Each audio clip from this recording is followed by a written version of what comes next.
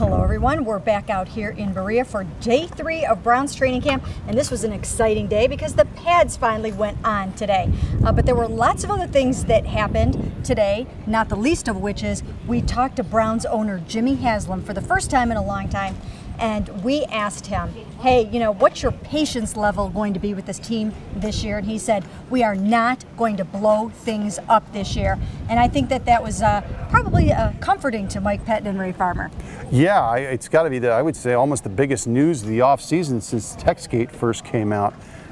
It was a very strong endorsement. I mean, I believe you asked the original question. We try to follow it up as many ways as possible, and he did not backtrack from it at all, did he? It sounds like it was a ringing endorsement for the leadership group of this team right now. Yeah, you know what? I think that Jimmy Haslam... Swagger's even. I think that Jimmy Haslam really understands that this team is laying the foundation, and that they now have some good parts in place. They've got some good players. They've got a lot of talent. They've got 12 draft picks coming in this year. They've got obviously 2 more first-round picks that are going to be on the field for them this season, and they don't really have their quarterback of the future playing for this football team yet. So I think he knows he has to be a little bit patient. Yeah, and I think for the most part, he thinks that a lot of the other pieces beyond the passing game maybe are in place. He mentioned that he liked the draft class, except where they're waiting to see what happens, obviously, with Johnny and Justin Gilbert.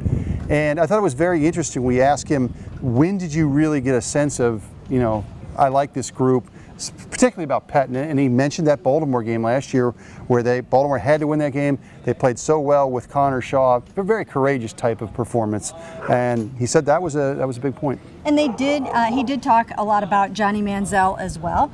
He said what Johnny did in the offseason, going to rehab, anything less would have been unacceptable than what they got out of Johnny Manziel in terms of rededicating himself to the game and taking care of himself off the field. But he did also make it clear he's got a long way to go on and off the field.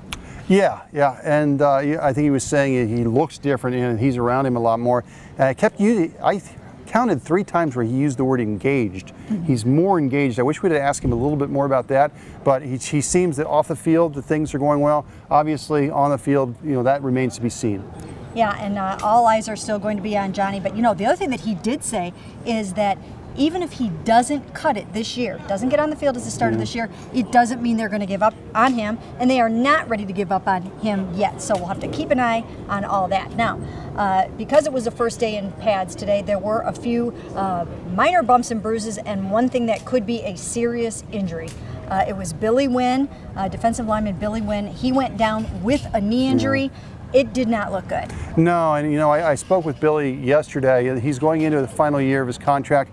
He's really fighting for a position when you think about the guys that they brought in here in the offseason on the defensive line. Dropped 25 pounds, and part of the reason he did that was to be A, more explosive, but B, try to avoid injuries. He had that quad injury last 2 years. So that's tough to see, especially a guy who's put in so much in the offseason. Yes, that was really unfortunate. And then as the practice wore on, we watched Duke Johnson come up a little bit lame with the hamstring and Terrence West with a calf. They both walked off the field and said they were going in to have further exams. And even Jimmy Haslam mentioned, that was a little bit disappointing because they might be out for a little while. Who knows? They could be back on the practice field by tomorrow. Maybe they'll be out just for a short period of time. So we'll have to wait and see about those things. And we will be back out here at Browns training camp tomorrow.